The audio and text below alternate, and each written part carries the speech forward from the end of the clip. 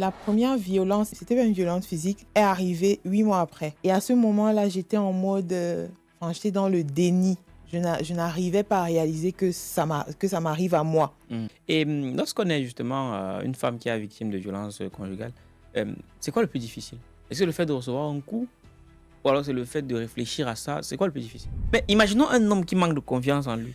Est-ce que quelque part, s'il est violent parce qu'il manque de confiance en lui, est-ce que quelque part justement, ce n'est pas maintenant le rôle de la femme de l'aider à régler ce problème-là? Parce qu'il n'y a pas en fait, on dit le meilleur et le pire. J'avais quelqu'un en face de moi qui n'avait pas confiance en lui. Oui. Donc quand j'ai compris qu'il manquait de confiance en lui, j'ai mis tout en place pour qu'il ait confiance en lui. Quand tu dis tout en place, c'est quoi? Alors, Plume d'élite, le programme des éditions Argent Livre qui transforme votre rêve en réalité. En 28 jours, nous vous accompagnons pour écrire votre livre, puis nous assurons l'édition et la communication. Rejoignez-nous et partagez votre histoire avec le monde. Rendez-vous sur argentlivre.com.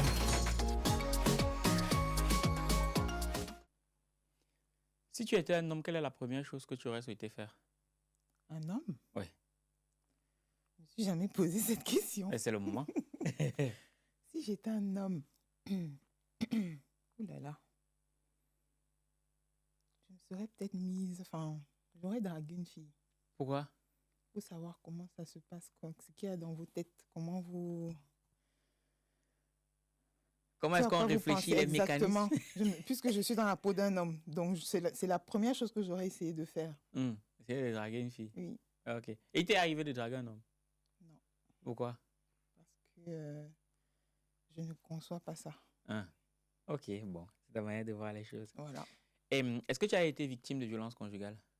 Oui. Oui, j'ai été victime de violences conjugales une fois.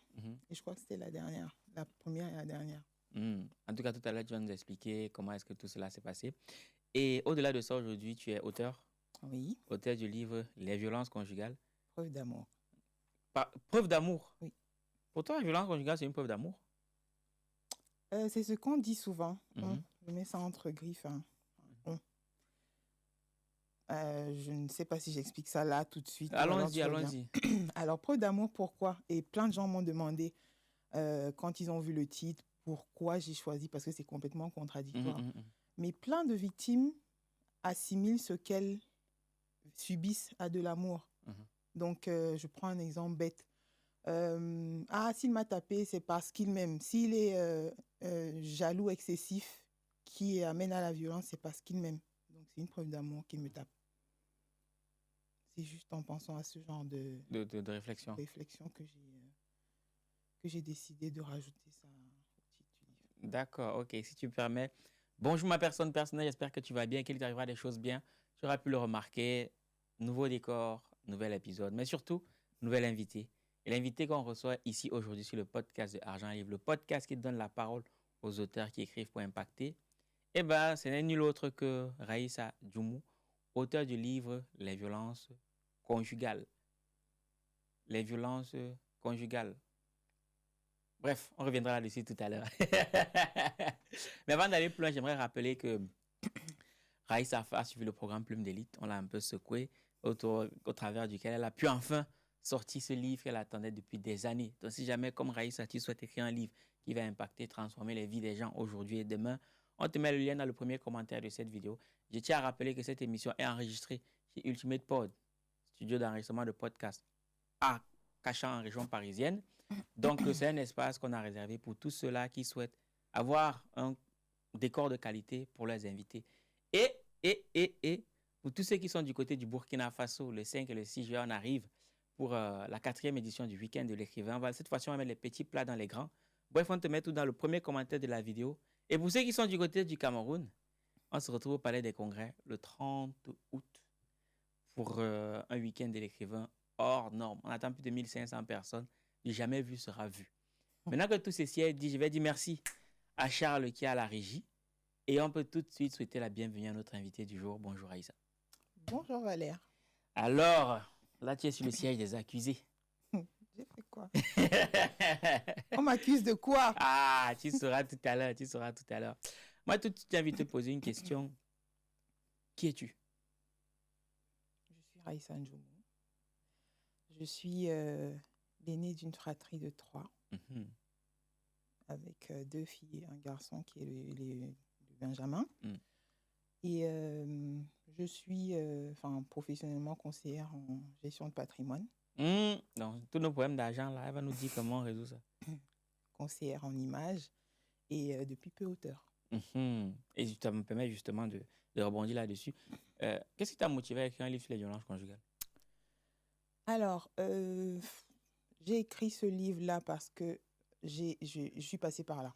Donc, j'ai été victime de violences conjugales. Et avant de me retrouver dans ce foyer violent-là, j'ai vu ma mère être victime de violences conjugales.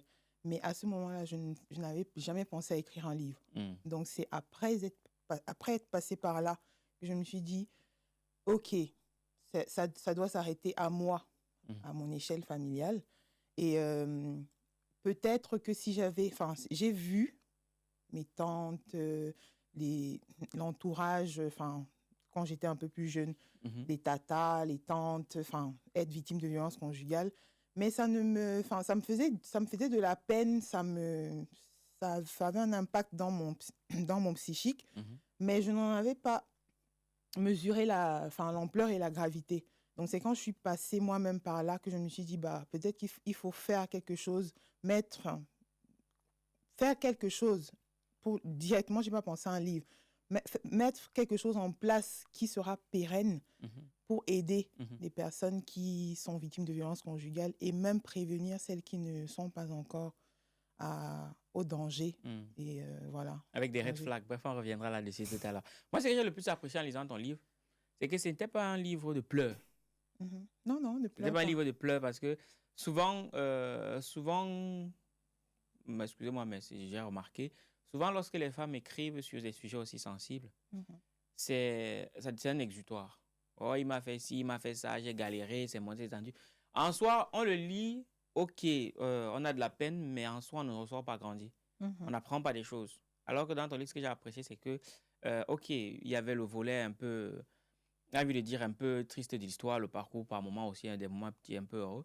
Mais à côté de ça, il y avait de vraies solutions, de vraies alternatives et tout. C'est que moi, j'ai beaucoup apprécié. Donc, on sent que tu t'es déconnecté de l'histoire pour te concentrer sur le lecteur. Moi, j'ai beaucoup apprécié l'approche. Donc, du coup, c'est quoi le plus... Qu'est-ce qui se passe dans la tête d'une femme qui est victime de violences conjugales? Alors, quand on est dans la peau, je ne vais pas prendre la parole de toutes les femmes qui sont victimes de violences conjugales. Mais de par mon expérience, on est en mode déni. On est en mode, à un moment donné, est-ce que c'est réel? Pensez-moi à un moment donné, est-ce que ce que je vis là est réel en fait? On est dans le... On n'accepte pas sur le coup. On ne réalise pas. Mais pourquoi on n'accepte pas? Parce qu'à un moment donné, on idéalise la personne avec laquelle on est. Et même quand il commet les phrases qu'il commet, on est dans le déni. Donc, on a connu quelqu'un qui n'était pas comme ça, qu'on a idéalisé, parce que de manière générale, au début de toute relation, on idéalise son partenaire. Et entre le moment où on intègre, que notre cerveau intègre que cette personne-là n'est pas celle qu'on avait idéalisée, il y a un moment où on se dit, on ne réalise pas clairement. On n'accepte pas que, en fait, oui, on s'est mis avec quelqu'un qui est violent et qui ne va pas s'arrêter. D'accord. Tu dis qu'il ne va pas s'arrêter. Et justement, ça permet de faire le parallèle avec une phrase que tu dis dans ton livre, c'est, je vais te la reprendre, le premier acte de violence laisse présager la suite. Ça veut dire quoi, ça? Ça veut dire que c'est une continuité. Attends. Est-ce à dire que un homme qui est violent une fois sera violent 2 fois, 3 fois, 4 fois, 5 fois? Oui. Un homme qui est violent une fois, ce n'est pas le hasard. Un homme qui est violent une fois, c'est que soit il a des antécédents violents, soit ça commence, parce que tout commence quelque part. Soit ça commence et ça ne va pas s'arrêter, à moins qu'il ne soit suivi, qu'il ne se fasse suivre, et ce sera vraiment un long process en fait. Mais ça peut être un accident de parcours? Non. de ce que j'ai vu de mon expérience, c'est pas un accident. C'est pas un accident. Et je me rappelle que ma mère me disait que la violence ne s'arrête pas. Il a commencé à être violent, il le sera jusqu'à ce que tu décides de partir. Donc, pour toi, la solution, imaginons que tu sois avec ton conjoint depuis peut-être 4, 5, 6 ans, et puis un jour, il arrive, il y a une claque qui part. À ce moment-là, on fait quoi? On part directement? Ça dépend du contexte. C'est facile à dire, on part. Moi, je dirais, au premier coup, on part. Mais il faut prendre en compte plein de paramètres. On ne part pas sur un coup de tête. Il y a des personnes qui sont en couple, qui ont des enfants. À la première gifle, elles ne vont pas se lever et partir comme ça. Il faut toute une préparation derrière. Mais moi, je dis au premier coup, il faut partir. Vous avez dit qu'au premier coup, il faut y préparer son départ, quoi? Oui. Est-ce que c'est pas trop rapide, ça? C'est mon point de vue. Oui, mais j'essaie de le challenger, ton point de vue. Parce que j'imagine, lorsque tu parles, on a des sœurs, des mères, des cousines qui écoutent. Je te dis encore que le coup, la violence la violence physique peut commencer par la violence verbale. Si tu permets, justement. Mais sauf que très souvent, on va dire très souvent, il y a la phrase qui revient. Parce que ok, il t'a donné une gifle, mais qu'est-ce que tu as fait avant? Oui. Donc, ça veut dire quelque part, peut-être c'est la femme qui a commencé à être violente. Dans certains cas, oui. Nos sœurs, souvent, pas mes consoeurs, ont souvent la grande gueule. Donc, il y a des femmes qui poussent vraiment à bout. Et l'inverse est vrai aussi. Donc, mais ça n'explique pas l'action du partenaire en face. Il y a d'autres moyens de gérer ces comportements qui poussent à bout là. Mais ça ne se résout pas par la violence. Donc, je n'explique pas ça. Ça n'est pas pour expliquer, mais je dis, par exemple, un couple, ça fait 5, 6, 7 ans, 8 ans, et peut-être au bout d'un moment, la conjointe le pousse à bout, et peut-être un coup part pour s'en débarrasser, quoi, pour lui dire, bon là, c'est trop. Entre guillemets, quelque part, c'est elle qui l'a cherché. Et puis, même, il y a des femmes qui disent qu'il y a une chanson qui, quand mon mari me frappe, ça fait du bien et tout le bazar là. Elle sait pourquoi elle chantait comme ça. Je me désengage, voilà. Mais, ok, vous êtes ensemble depuis 6-7 ans. La femme dit un truc, vraiment, une parole qu'elle ne devrait pas dire et le coup part. Il a perdu la raison en la frappant. Pourtant, il avait raison. Ah, ok. Oui. À la base, il pouvait avoir raison. Mais le fait de frapper, de porter ce coup-là, a fait qu'il perde la raison. Il aurait pu faire autrement. D'accord. Et pour toi, à partir de ce moment-là, la femme doit commencer à préparer son départ. Elle doit y penser. Mais est-ce qu'il y a moyen de rattraper pour un homme qui a été violent de manière accidentelle? Qu'est-ce qui me prouve que c'est accidentel? Mais parce que tu connais plus ou moins la personne. Non, mais je le connaissais jusqu'à ce qu'il me frappe, en fait. Oui, parce que c'est accidentel. Non. Parce que nul n'est infaillible. De mon expérience, pourquoi les femmes ne tapent pas? De manière générale, parce qu'il y a des femmes qui tapent maintenant aussi. Oui, elles ne tapent pas parce qu'elles savent qu'elles ne vont pas s'en sortir. Mais non, moi, ce par quoi je suis passée m'a enseigné qu'avec les red flags, les red flags sont là, on en reparlera, mais ce coup-là, je le mets quelque part dans ma tête si je suis vraiment ancrée dans la relation. Parce que c'est difficile de se lever comme ça après un coup et de partir alors qu'on a passé un bon moment ensemble, je veux dire en termes de durée. Il y a des sentiments qui sont là. Il y a tout vraiment tout, comment je vais dire ça, tout un écosystème qu'on s'est construit dans la relation. Donc, dire qu'on part au premier coup, on va peut-être me dire que c'est trop facile, mais je le mets dans un coin de ma tête dès lors que je reçois le premier coup et je l'active quand, voilà, il n'est pas dans un coin noir, il est bien là, je le vois et j'avise pour la suite. Ok. Et lorsqu'on est justement une femme qui est victime de violences conjugales, c'est quoi le plus difficile? Est-ce que le fait de recevoir un coup ou alors c'est le fait de réfléchir à ça? C'est quoi le plus difficile? Alors, moi je dis le coup, on le ressent sur le coup. Sur le coup, sans jeu de mots, ça fait mal sur le coup, selon les coups. Parce qu'il y a des coups qui te laissent des séquelles indélébiles. Mais le plus dur, c'est le moment où la mémoire te rappelle à chaque fois que tu as reçu ce coup. Donc, je vais parler de mon expérience. J'ai reçu le premier coup et ça fait que quand j'avais mon conjoint en face, même quand il n'y avait pas de problème, quand il levait la main, j'avais tendance à sursauter. Ah oui? Oui. Ah oui, parce que directement, je te refais le schéma. Oui. C'est mon cerveau, le cerveau est comme il est. Il est... Oui, donc mon cerveau me lançait ce signal-là. Il a vu une main qui se levait pour me frapper. Donc, même quand il n'avait pas l'intention de me frapper, quand il levait sa main, je sursautais parce que je me disais, une fois il a levé la main, cette main-là, pour me frapper. Et je ne le faisais pas exprès, en fait. Donc, oui, c'est ça. Je ne sais pas si j'ai répondu à ta question. Oui, et c'est quoi les mécanismes que tu as quand même supportés pendant plusieurs années? Oui. Pourquoi? Alors, d'une personne à une autre, ça peut varier. J'ai supporté parce que pendant toutes ces années, je pensais qu'il pouvait changer. Je pensais qu'il pouvait changer. Je suis passée par toutes les étapes, par toutes les solutions faisables, possibles et imaginables. Et c'était quoi ces solutions? Alors, on a été suivis par des prêtres, par exemple. J'ai essayé de faire différemment quand il était violent. La communication, j'ai tout essayé avant de décider de partir. C'est pour ça que je disais tout à l'heure que dire qu'on part, dès le premier coup on part, c'est trop facile.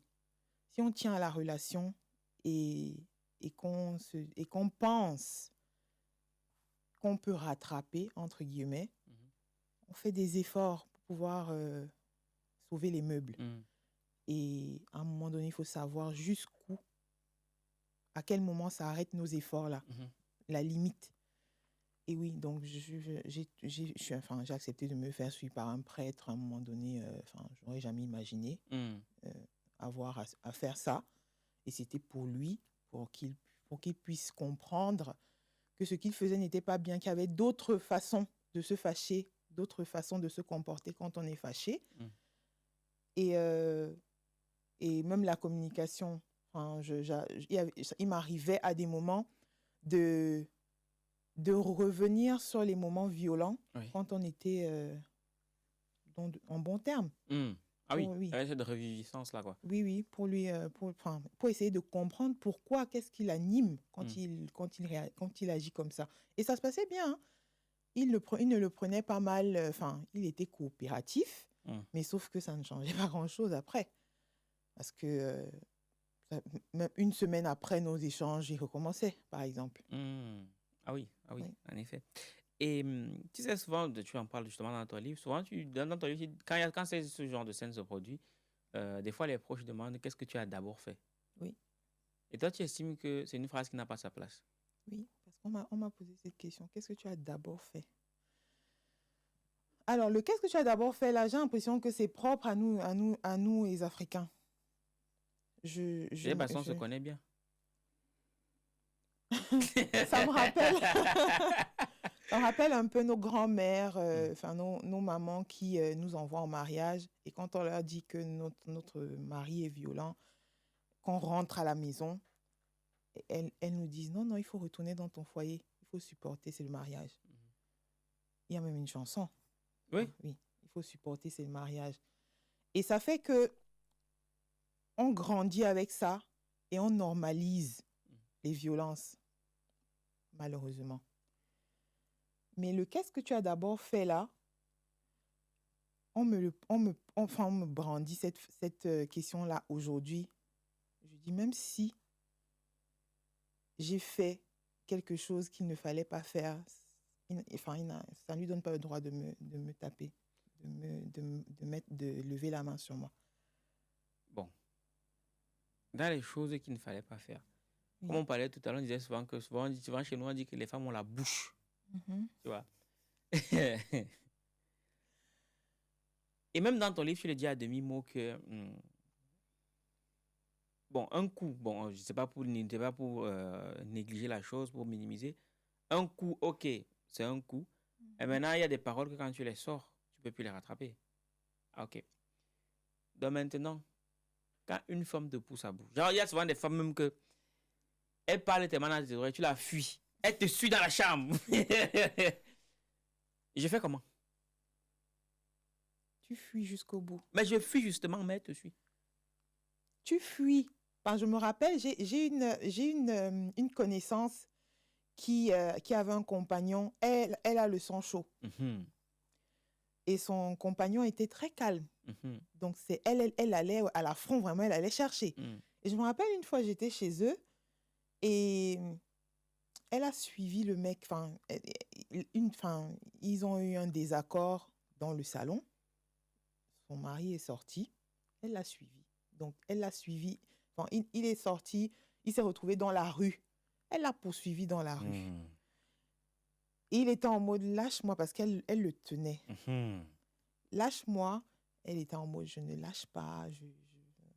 Je sais pas où tu pars. Tu me manques même de respect à partir. Donc, voilà. Donc, il est resté dehors. Il n'a pas joué son jeu, en fait. À un moment donné, elle s'est fatiguée parce que les gens commençaient à passer, à regarder. Elle a lâché, elle est rentrée. Lui, il allait faire un tour. Et quand tu regardais le gabarit du monsieur, le gabarit de ma connaissance, là, s'il lui donnait un coup, elle pouvait se retrouver à l'hôpital.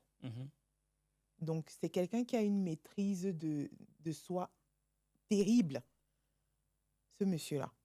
Donc, il est parti, il a fait son tour, il a fait 2 heures. Il est revenu zen.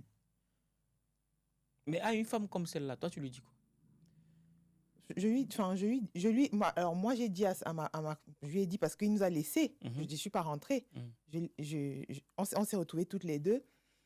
Et je lui ai demandé de faire attention. Je lui ai dit, un jour, tu vas le pousser à bout et il va te frapper. C'est ce que je lui ai dit. Donc, fais attention. C'est tout ce que je lui ai dit.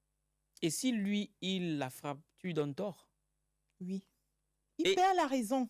Mais justement, une fois, 2 fois, 3 fois. Il faut apprendre à se maîtriser dans la vie. Mais pourquoi la femme, pourquoi elle ne se maîtrise pas elle-même? Ça, c'est la femme. Moi, je parle des violences conjugales faites aux femmes. Je ne parle pas... Oui, j'en parle très légèrement dans mon livre, les violences faites aux hommes. Oui, faites aux hommes, oui. Aux hommes, oui. Mais on ne parle pas des femmes ici, on parle des hommes. On parle des hommes. Oui. Et qu'on souffre dans vos bouches. On souffre. Qu'un homme écrive aussi un livre sur les violences faites. Et dit que si les hommes ouvrent leur bouche sur les choses que les femmes les font endurer, ça va être compliqué. Il faut écrire. Ça va être compliqué parce qu'on souffre dans vos bouches. Moi, tous les jours, les pleurs. Moi-même, je sais. Je sais ça. Ok, c'est bon. Je sais que nous ne sommes pas faciles. Prenez-nous comme ça. C'est bien comme toi-même, tu sais.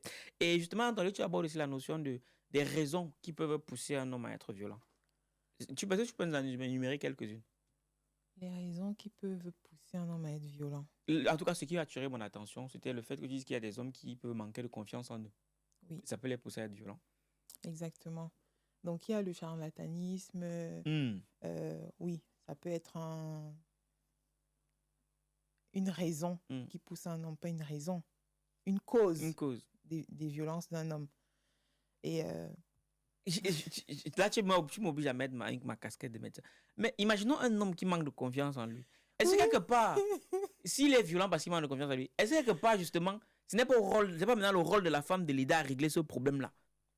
Parce que si elle part, en fait, on dit le meilleur et le pire. Si elle part. Je suis totalement d'accord parce que j'avais quelqu'un en face de moi qui n'avait pas confiance en lui. Oui. Donc, quand j'ai compris qu'il manquait de confiance en lui, j'ai mis tout en place pour qu'il ait confiance en lui. Quand tu dis tout en place, c'est quoi? Alors, dans mon cas, j'ai fait plus d'études que lui. Donc ça, au départ, ça semblait ne pas lui poser de problème.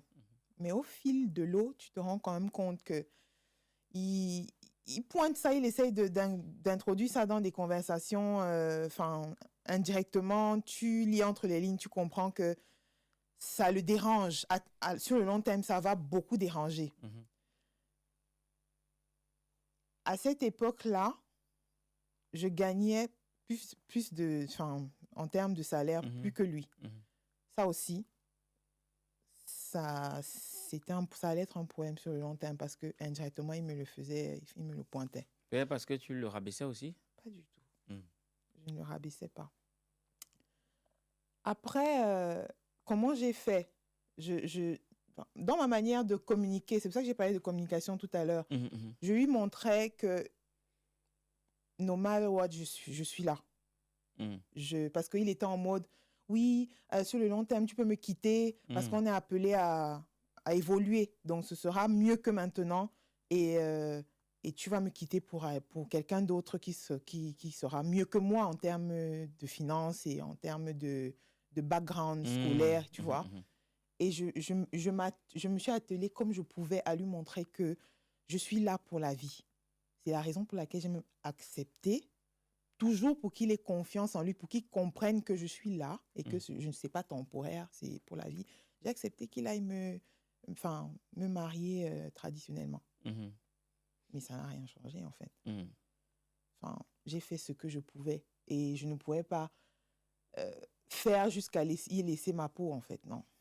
Bon, ma question, c'est, maintenant pour parler à la majorité des femmes, enfin à beaucoup de femmes, un homme qui est violent du fait qu'il manque de confiance en lui et la femme s'en rend compte, est-ce qu'elle doit toujours partir ou d'abord essayer de résoudre le problème? Moi, j'ai essayé de résoudre. Quand j'ai vu que non, le temps ne fait qu'avancer et ça ne résout pas plus que ça. Ça n'amenuise même pas ces violences. C'est parce que je n'ai pas trouvé la bonne solution. C'est chacun. Mais j'ai dit tout à l'heure qu'il faut savoir quelles sont ses limites. Parce qu'il ne faut pas... À un moment donné, on pense toujours trop à l'autre. Il faut penser à soi d'abord. Moi, je dis mariage, le meilleur et le pire. Oui, on est d'accord, mais même des gens en couple, et qu'on a des projets de vie, on se met dans la peau de deux personnes qui sont mariées.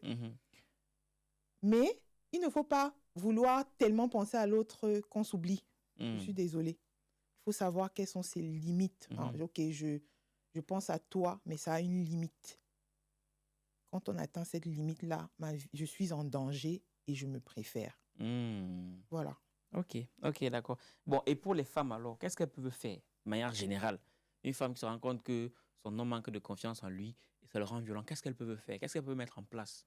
Plume d'élite, le programme des éditions Argent Livre qui transforme votre rêve en réalité. En 28 jours, nous vous accompagnons pour écrire votre livre, puis nous assurons l'édition et la communication. Rejoignez-nous et partagez votre histoire avec le monde. Rendez-vous sur argentlivre.com. Alors, le manque de confiance peut découler de plein de choses. Donc, la femme en face devrait identifier quelle est la cause de ce manque de confiance-là et aller travailler, trouver des solutions pour pouvoir retrouver, avoir un regain de confiance de son conjoint. Voilà, exact, de son conjoint. Et d'une personne à une autre, ça diffère. Ça diffère. Mais là, tu parles du charlatanisme. Qu'est-ce que tu veux dire par là que les gens manquent de confiance en nous à cause du charlatanisme? Ça veut dire quoi? Alors, ça veut dire que, j'ai pensé à un moment donné d'ailleurs, ça peut venir je sais pas moi, soit de lui-même, où il est allé voir des marabouts, pour X ou Y raison, et il est sous l'emprise de quelque chose. Ou alors ça peut venir même de sa mère qui n'aime peut-être pas sa compagne et qui va voir ces gens, les marabouts et tout ça là, pour que la relation ne mette pas long feu. Et je ne sais pas ce qu'elle dit au marabout et comment ils s'entendent. Et la conséquence, c'est que le mec dans son foyer est violent. Et l'objectif, c'est que ça se casse, en fait. Mais du coup, dans ce cas d'espèce, imaginons quand tu dis charlatanisme, que c'est la mère, c'est le père, c'est le cousin, ou je ne sais pas trop quoi. Bref, je ne savais pas que c'était possible. Oui, c'est possible. Mais est-ce qu'elle doit alors le quitter pour autant? Elle ne doit pas aller chercher la solution, peut-être le prêtre ou je ne sais pas quoi. Il a donné un coup peut-être parce qu'on l'a vendu. Mais enfin, elle n'a pas le contrôle de ce qu'on a fait là-bas. Mais il ne faut pas contribuer à trouver une solution. Comment? Enfin, si elle ne peut pas, si elle ne peut pas peut-être elle ne sait pas d'où ça vient. Elle est dans les suppositions. Enfin, comment elle fait? En fait, j'ai dit ça parce qu'en amont, tu disais que premier coup, il faut partir. Oui, moi, c'est ce que je dis. Mais maintenant, il y a des contextes. Il y a enfin, c'est pas de manière générale. Oui. Il y a des personnes qui sont mariées, qui ont des enfants. Il y a des personnes qui sont en précarité de logement. Il y a en précarité financière. Partir, ce serait partir au premier coup, ce serait un peu compliqué. Ouais. C'est pour ça que j'ai dit tout à l'heure que la solution, c'est partir. Mais si on me donne un coup aujourd'hui, je pars sans hésiter parce que je sais que j'ai un logement, je suis indépendante financièrement, rien ne m'attache au monsieur. Même s'il y a de l'amour, enfin, je suis passée par là, je sais que c'est un non. Mais ça, c'est tout. Maintenant, si j'ai une femme qui a des enfants dans le foyer et qu'elle reçoit un coup, partir, ce serait emporter ses enfants. Il y a toute une procédure puisqu'elle n'a pas fait ses enfants seule. Donc, partir avec les enfants du monsieur aussi. Comment ça? Mais c'est pas juste. Mais c'est ce que je dis. Donc, elle ne peut pas se lever aujourd'hui. Là, elle a reçu le coup, elle porte les enfants, elle part. Donc, c'est tout un process. Donc, c'est pour ça que j'ai dit tout à l'heure qu'elle met ça dans un coin de sa tête et elle se prépare. Mais au lieu de chercher, parce que peut-être, comme tu disais, peut-être qu'elle est victime de charlatanisme, peut-être qu'on a mis sa tête dans le mortier. Elle met ça dans un coin de sa tête, elle se prépare. Non, préparer, c'est essayer de... Enfin, il y a la conciliation, essayer la communication, essayer de sauver les meubles, de comprendre pourquoi c'est arrivé. Ça aussi, ça ne se fait pas en une semaine. Ça prend quand même du temps. Et tout au long de ce process-là, il peut y avoir des coups encore. Ça veut dire que tu me prépares à partir, en même temps, tu trouves des solutions à son problème. C'est un peu paradoxal. Non, c'est dans un coin de sa tête. Elle met ça dans un coin de sa tête et elle décide de partir. Enfin, elle met ça dans un coin de sa tête, elle se prépare à partir. C'est une chose. Elle met ça dans un coin de sa tête et elle essaye d'arranger, de voir pourquoi ça arrive, de sauver les meubles. Et si elle voit que ce n'est pas possible et qu'on atteint la limite, elle part. Et il y a des personnes donc, qui ne veulent même pas avoir le deuxième coup. Enfin, dans sa tête, elle se dit non. Elle a compris qu'un coup entraînera un autre coup parce que c'est cyclique. Il faut que je me prépare à partir parce que j'ai des enfants là. Je vis dans une maison et je n'ai pas d'autres moyens de logement si je pars d'ici. Donc, c'est toute une préparation. Ça peut prendre du temps. Ça peut prendre 1 mois, 2 mois, 6 mois. Oui, elle reste là, mais elle prépare son départ. Et toi, comment tu t'es préparée pour ton départ? Comment ça s'est passé? Alors, j'ai vécu dans cette relation-là pendant 5 ans. Oui, quand même. Et la première violence, c'était pas une violence physique, est arrivée 8 mois après. Et à ce moment-là, j'étais en mode... j'étais dans le déni. Je n'arrivais pas à réaliser que ça m'arrive à moi. Et j'ai pensé que c'était une erreur, que la personne n'était pas comme ça. C'est pour ça que je suis restée. Je suis restée. La violence qui n'était pas physique, c'était une violence comportementale la première fois. La violence comportementale a donné lieu à la violence physique. Donc, j'ai reçu le premier coup après les 8 mois. Donc, 8 mois, ça n'a même pas fait... Au bout d'1 an, j'avais déjà été victime de violence physique. Okay. Donc, à ce moment-là, il y a quelque chose qui s'est brisé, mais vraiment brisé. Il avait cassé quelque chose, mais je n'arrivais toujours pas à réaliser qu'il ait pu faire ça. Je commence à me dire que je ne peux pas vivre comme ça toute ma vie. Quand on boucle, cette question me trottait dans la tête en boucle. Je peux faire la vaisselle j'ai cette question qui revient. Et la réponse était non. Si tu acceptes de rester dans ce foyer-là, tu vas être malheureuse toute ta vie. Dans ma tête, c'était ça en boucle. Même quand ça a commencé à arriver, même quand on n'était pas en froid, je me suis dit, il faut faire quelque chose. J'ai compris que ça n'allait pas s'arrêter. Comment se comporter avec un conjoint violent? Alors, quand on est face à un conjoint violent et qu'on n'est pas prêt à partir, parce que si on parle de comment se comporter, ça veut dire qu'on n'est pas prêt à partir. Pour sauver sa peau, il ne faut pas le pousser à bout. On en parlait tout à l'heure. On connaît la bouche des femmes. On en parlait aussi. Les femmes qui vont insulter, aller challenger le mec, le rabaisser. Tu n'es pas un homme. Exactement. Les paroles comme ça, là, ne font que attiser sa colère. Et plus la colère est attisée, plus le coup est violent. Et plus le coup est violent, plus notre vie est en danger. Donc, pour notre intérêt, il faut apprendre à tempérer nos mots, nos phrases, nos propos face à un conjoint violent quand on n'est pas prêt à partir. Donc, éviter tout ce qui va le mettre hors de lui. On va peut-être me dire, oui, mais pourquoi? Non, il n'est pas blanc comme neige, il est même énervant. Donc, je m'exprime par rapport à ce que j'ai en face de moi. Mais je dis encore que c'est pour sauver ta peau. Ne regarde pas ce que tu as en face. Si tu n'es pas prête à partir de là, pour sauver ta peau, fais profil bas. En effet, oui. en effet. Et au-delà de ça, au début d'une relation, comment est-ce que c'est possible de savoir si celui-ci est susceptible de devenir violent dans 1 an, dans 2 ans, dans 3 ans? Dans 1 an, dans 2 ans, dans 3 ans, je ne sais pas. Mais au début de la relation, on peut savoir si on est attentif. Parce que souvent, de manière générale, quand on commence la relation, on est obnubilé par les débuts, là. C'est tout beau, tout rose.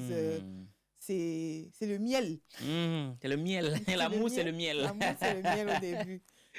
Et c'est tellement le miel au début qu'on laisse passer des signes qui peuvent peuvent nous alerter, malheureusement.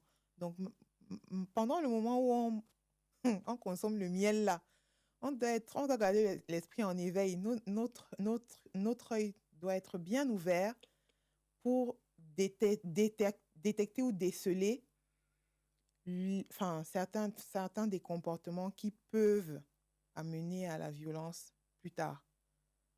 Ça peut être dans 1 mois, dans 2 semaines, 2 semaines après le début de la relation. La temporalité importe peu, mais il y a des signes au départ qui peuvent montrer. Parmi ces signes-là, qu'on appelle les red flags ou les signes avant-coureurs, on a les red flags psychologiques. Donc, on peut être en face de quelqu'un qui est jaloux excessif. Ouais. C'est peut-être pas visible au début, mais on a de petits signes qui vont nous montrer que on est en face de quelqu'un qui est jaloux excessif. Tu vas prendre ton téléphone, tu vas demander, tu causes avec qui?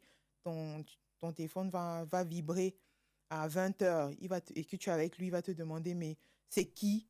Dès que ton téléphone sonne, c'est qui? Tu dis que tu vas sortir, tu vas aller boire avec des amis. Mais ces amis-là, je ne les connais pas. On est au début de la relation. Est-ce que je peux venir? Tu vois, ça, c'est quelqu'un qui te montre déjà qu'il est jaloux. Et ce n'est pas une jalousie saine. Parce que oui, c'est mignon que ton compagnon soit jaloux. Mais quand c'est excessif, ça devient nocif. Et cette jalousie excessive-là peut amener plus tard à l'isolement, qui est aussi un red flag. Tu te retrouves seul, il devient ton centre du monde. Il a réussi à éloigner tout ton entourage parce que pas bien, à cause de sa jalousie. Oh, Pourquoi tu vas... Même la famille, mais jaloux de tout le monde. Ah, si tu vas voir ta tante, comme tu m'as dit, qu'est-ce qui me prouve que c'est ta tante que tu vas aller voir? Sur la route, tu peux bifurquer et aller voir un mec, par exemple, tu vois. Et ça fait que pour contenter le mec, tu te coupes de ta famille, de ton entourage et il devient ton centre du monde. Et tu te retrouves isolé.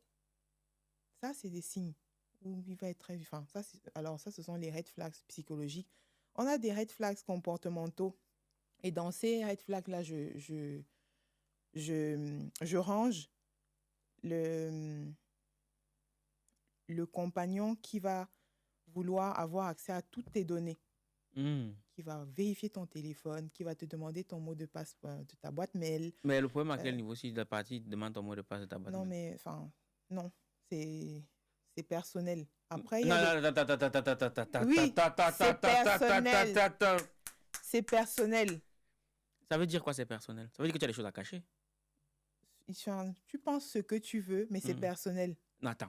Maintenant, d'un commun accord, vous pouvez avoir le mot de passe l'un de l'autre. Mais ce n'est pas le mec qui va te dire « Je veux le mot de passe de ton téléphone. Je veux le mot de passe de ton adresse mail. Je veux le mot de passe de ton Instagram, de ton Facebook. » Et toi, tu n'as pas le sien. Pourquoi tu lui caches ça d'abord? Mais tu n'as pas le sien. Enfin, tu n'as pas le sien? Oui. C'est ça. Ça devient problématique si lui ne veut pas te donner. Enfin, c'est partageant. Et si moi, je donne le mot de passe de mon Instagram, tu me donnes le tien. Mais s'il est en mode non, il y a un problème. OK. Donc, quand on observe assez, donc pour toi, ce sont des red flags. Donc, on doit commencer à dire danger. Oui, on met ça quelque part, on se dit, ça peut... Regardons ça de très près. Il y a les personnes qui ont des antécédents avec l'alcool. Donc, il va boire à l'excès et il va pas se contrôler à un moment donné, il peut te frapper. Donc, si tu tombes sur quelqu'un qui boit beaucoup, qui a des tendances alcooliques, il faut faire attention. Non, ça, c'est pas faux. Je ne sais pas si vous voulez déjà rajouter quelque chose. Oui, alors, il y a les red flags financiers. Quelqu'un qui va vouloir avoir le contrôle sur tes finances. Et l'inverse n'est pas vrai. Donc, il veut avoir le contrôle sur tes finances et il ne te donne pas accès à ses finances à lui. Il t'incite à de la dépendance vis-à-vis de lui. Donc, c'est le mec qui va te dire, je ne sais même pas pourquoi tu travailles. Moi, je peux subvenir à nos besoins à tous les deux. Tu restes à la maison, tu acceptes, tu dépends de lui. Et il fait de toi ce qu'il veut. Ouais. Oui. Et comment est-ce que la famille devrait se comporter lorsque peut-être elle a sa fille qui est dans une situation pareille? En tant que victime, qu'est-ce qu'on attend de la famille déjà? Alors, la famille, pour moi, la famille doit être un soutien indéfectible. Dans quel sens? Ne pas juger, pas du tout. Donc, la famille doit être à l'écoute. Parce que les personnes qui sont victimes de violences conjugales ont besoin d'être écoutées sans être jugées. Les personnes se renferment souvent parce qu'on a tendance à juger, se demander, mais qu'est-ce que tu as fait? Si tu vas te plaindre une fois, on te demande, la première question que ta mère ou ta sœur ou ta cousine te pose, c'est qu'est-ce que tu as d'abord fait? La prochaine fois, tu ne viens pas la voir. Et peut-être que c'est pour te remettre toi-même en question aussi. Parce que, quelque part, on est victime, c'est vrai, mais quelque part, on doit aussi prendre ses responsabilités. Je suis d'accord, mais je ne viens pas me plaindre. Je suis en terrain safe auprès de ma mère, auprès de ma sœur. Je m'abandonne à toi, je vis de mon sac. La première chose qui sort de ta bouche, c'est qu'est-ce que tu as d'abord fait? Écoute. Et essaye de comprendre avant de me dire, toi-même, je te connais. Je connais un peu ta bouche. Avant qu'il ne fasse ça, qu'est-ce qui s'est passé? Mais que ce ne soit pas le premier truc. Il faut être un peu stratégique. Oui. Donc, vraiment, l'entourage doit être à l'écoute. La famille, alors moi, famille et entourage, pour moi, c'est pareil. Vraiment à l'écoute, ne pas être dans le jugement. Et c'est après avoir écouté, sans juger, qu'on peut donner des conseils. Les conseils généralement, souvent, la victime les entend, mais ne les entend, mais ne Les intègre pas. intègre pas. Moi, je me rappelle, j'avais un entourage dont il m'avait coupé. Et je me rappelle qu'une fois, j'ai pu aller voir une grande sœur à moi qui avait demandé à me voir. Elle soupçonnait que j'étais victime de violence. J'ai accepté d'aller la voir. Je ne me rappelle même pas que je lui avais dit. Donc, je suis allée le voir et chez elle. Enfin, je suis allée la voir chez elle. Et quand je suis arrivée, je me suis rendu compte qu'elle avait invité 2 autres de mes proches. Et je ne m'y attendais pas. Donc, je me suis rendu compte qu'en fait, c'était une assise. Elles s'étaient concertées. Et dans leur tête, c'était qu'elles voulaient me sauver, m'ouvrir les yeux. Donc, j'étais un peu à la barre. Comme aujourd'hui. Comme aujourd'hui. Voilà. Tu es sur le siège. Donc, j'ai entendu ce que chacune a dit. Et à la fin, j'ai pris la parole. En tant que victime, j'ai pris la parole et je leur ai dit merci pour tout ce qu'elles m'ont dit, pour leur temps et pour la bienveillance même. Enfin, ça veut dire que je compte pour elles, qu'elles se soucient. Et je leur ai dit, parmi tout ce que vous avez dit là, il y a des choses que je vais garder. Il y a des choses que je vais mettre dans la poubelle qui ne me serviront pas. Ça, elles ont mal pris ça. Oui, bien sûr, ça se comprend. Oui. Mais moi, je suis quelqu'un de spontané et de vrai. Je leur ai dit ça et ce n'était pas pour les blesser. Je leur ai dit. Parce qu'elles étaient en mode, oui, tu dois partir. On ne sait pas ce que tu fais là. Moi, je n'étais pas prête à partir. Donc, j'ai gardé ça quelque part dans ma tête. Et voilà. Donc, cet entourage-là, après avoir écouté tout ce que j'ai dit, elles s'attendaient à ce que je fasse exactement ce qu'elles me proposaient. Sauf que ce n'est toujours pas le cas. Et quand la victime ne fait pas ce que son entourage lui demande de faire, l'entourage se détache et se dit, bon, elle n'écoute pas. C'est elle qui subit là-bas. Si elle veut, quand on va la taper, elle va mourir, on va l'enterrer. Généralement, c'est ça. Oui. Donc, l'entourage n'est pas souvent très, très patient quand il s'agit des victimes. Quand on aime quelqu'un, on est patient avec lui. On est, Toi, tu me tends une perche, là. Garde ta perche. Je vais parler de ma mère. Okay. Ma mère savait que j'étais victime de violence. Oui. Elle m'a dit à plusieurs reprises que l'amour ne fait pas mal et que quand ça commence à faire mal, c'est que ce n'est plus de l'amour. Et elle m'a dit, tu es une adulte, je ne vais pas te demander de partir. Tu sais que là, le truc dans lequel tu es là, ça ne t'amènera pas bien loin. Tu as vu ce que j'ai vécu. Donc, en tant qu'adulte, je vais te laisser prendre ta décision toi-même. Mais en attendant que tu prennes ta décision, mon épaule sera toujours là à chaque moment que tu voudras pleurer. Ma mère, elle m'a dit ça. Et chaque fois que j'avais besoin de parler, je n'en parlais même pas beaucoup. Mais chaque fois que elle savait que j'ai été victime, parce qu'elle ressentait même ça, il y avait des moments où elle m'appelle peut-être 1 heure après que j'ai été victime. Elle le ressentait. Je lui parle, elle écoute. Elle est là, vraiment sans jugement. Et le jour où j'ai décidé de partir,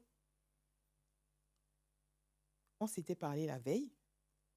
Et ce n'était même pas dans le panorama.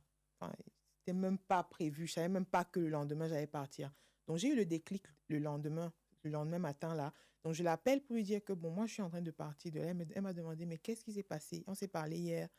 Ce n'était pas à l'ordre du jour. Qu'est-ce qui s'est passé? Je lui ai expliqué. Elle m'a dit, je n'attendais que ce jour.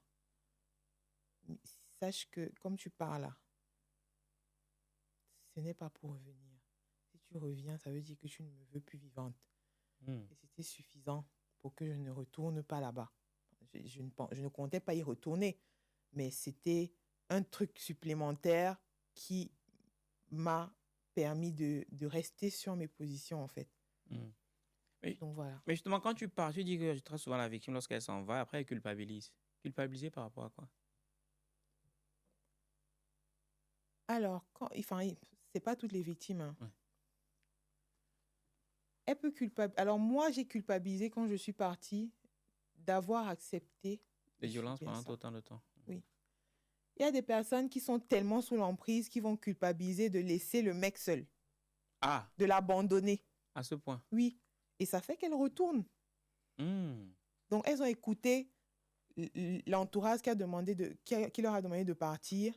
Elles partent. Elles se réfugient même dans l'entourage là. Mais elles sont en mode culpabilité parce qu'elles sont sous l'emprise. Donc, elles sont en mode « Oh, mais je l'abandonne. » Limite, c'est lui la victime à ce moment-là. Et c'est ça qui fait que certaines femmes retournent souvent. D'accord. OK. Oui. Et donc, depuis que tu as écrit ce livre-là, c'est quoi le témoignage que tu as reçu qui t'a le plus marqué? Alors, le témoignage, j'ai reçu un témoignage la semaine dernière qui m'a rempli de gratitude. C'est le témoignage d'une très bonne connaissance à moi qui a acheté le livre, je ne savais même pas qu'elle l'avait acheté, et qui m'a dit qu'elle espère que sa fille le lise. Ah oui. Et sa fille n'a même pas 2 ans, je pense même pas, à peine 1 an. Elle m'a dit, j'espère le garder longtemps pour que ma fille le lise, parce que la société dans laquelle on vit a de plus en plus des personnes qui sont enclines à être violentes. Et ton livre est un bon support avec les red flags et tout ça, ce que tu prodigues comme conseil pour pouvoir contrecarrer ça. Et ça, c'était pour moi, limite, mon objectif est atteint, en fait. Parce que c'est une des raisons pour lesquelles j'ai écrit le livre. Et qu'est-ce que ça a changé dans ta vie depuis que tu l'as écrit? Alors, changer ma vie... Qu'est-ce que ça a changé dans ta vie? Pas que ça a changé ta vie. Oui, qu'est-ce que ça a changé dans ma vie? C'est encore trop frais. Donc, peut-être, au fil des témoignages, je pourrais répondre à cette question. Mais déjà, ce témoignage-là m'a conforté dans l'idée d'avoir écrit ce livre. Je me rends compte, je savais quand je l'écrivais qu'il allait servir. Et avoir des premiers retours comme ceux-là me comble de gratitude. Et juste comme ça, en aparté, entre guillemets, et depuis que tu l'as écrit, est-ce que ton ex-violent a essayé de te recontacter? Est-ce que tu as eu des commentaires de sa part? C'est trop frais. Trop frais.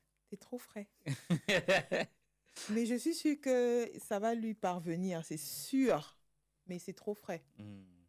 Okay. C'est trop frais. Ok, et du coup, c'est quoi tes projets? Alors, je sais que je vais en écrire d'autres. C'est le premier d'une longue série sur divers sujets. Ça, ce sont mes projets dans l'écriture de livres. Ok, du coup, en ce moment, en couple, marié, célibataire, cœur en chantier. Pourquoi la question là? Moi, je pose les questions. Moi, je suis là pour poser les questions. Ça importe peu. Ok, d'accord. Je suis Raïssa. Tu es Raïssa. Je suis là. Les gars, en général, ça veut dire que... Ok, ça marche. Ben, écoute, merci d'avoir accepté et été prêté au jeu. Merci, Valère. Si tu avais une question à me poser, ça serait laquelle? La question que je vais te poser, c'est que... Alors, c'était tout ça ici aujourd'hui, comme ça. Parce que tu m'as beaucoup teasé. Oh, je vais te secouer. Je ne ressens pas rien. Mes cheveux sont encore bien lisses. Tu n'es pas été secoué. Tu n'es pas été secoué. On est dimanche. C'est le jour du Seigneur. Le jour du Seigneur. Je croyais que j'allais en ressortir complètement retournée, mais je suis bien. C'est le jour du Seigneur. Et puis, derrière moi, on m'a insulté que je suis trop violent. Il a dit que bon, on va faire doucement le dimanche. Lundi. Lundi. Ben écoute, Raïssa, ta caméra, elle est là? Oui. Du coup, si tu avais un dernier message que tu aimerais qu'on retienne aujourd'hui, ça serait lequel? Un message d'espoir à adresser à une femme qui est peut-être dans la même situation que tu as été il y a quelques années. Ce serait quoi le message d'espoir? Alors, mon message d'espoir, c'est... je voudrais que les personnes qui vivent des violences conjugales sachent qu'elles ne sont pas seules et que tout n'est pas perdu. et qu'elles valent quelque chose. Et comme j'ai dit à la fin de mon livre, la vie commence après la porte. Ça veut dire qu'il n'en tient qu'à vous de prendre la décision de sortir de cet engrenage-là pour pouvoir retrouver votre paix, votre liberté. Amen. Elle parle comme la Bible. Hein. Bref, tu l'auras compris, c'était Valère Béas et Raïssa Djoumou. Djoumou, auteur du livre Les violences conjugales. Est-ce que tu peux me passer le livre juste derrière toi, que je présente quand même, même si c'est à la fin, on présente quand même. Même si au montage, ça a été présenté. Et tu relis bien mon nom. Raïssa Ndjomou, pardon. Voilà. Raïssa Ndjomou. Merci. Fanglo. Fanglo, c'est un nom de l'Ouest, c'est ça? C'est moi, je suis de l'Ouest. On doit revoir ça. Bref, le livre est là, paru aux éditions Argent Livre. Si jamais vous souhaitez en savoir plus, on vous met tout dans le premier commentaire de la vidéo, à lire, à commander, à offrir aussi. Parce que si ça servira forcément à quelqu'un. Vous savez, les femmes, même comme nos noms souffrent dans leur bouche, ce sont nos mères, ce sont nos sœurs, ce sont nos épouses, ce sont nos filles.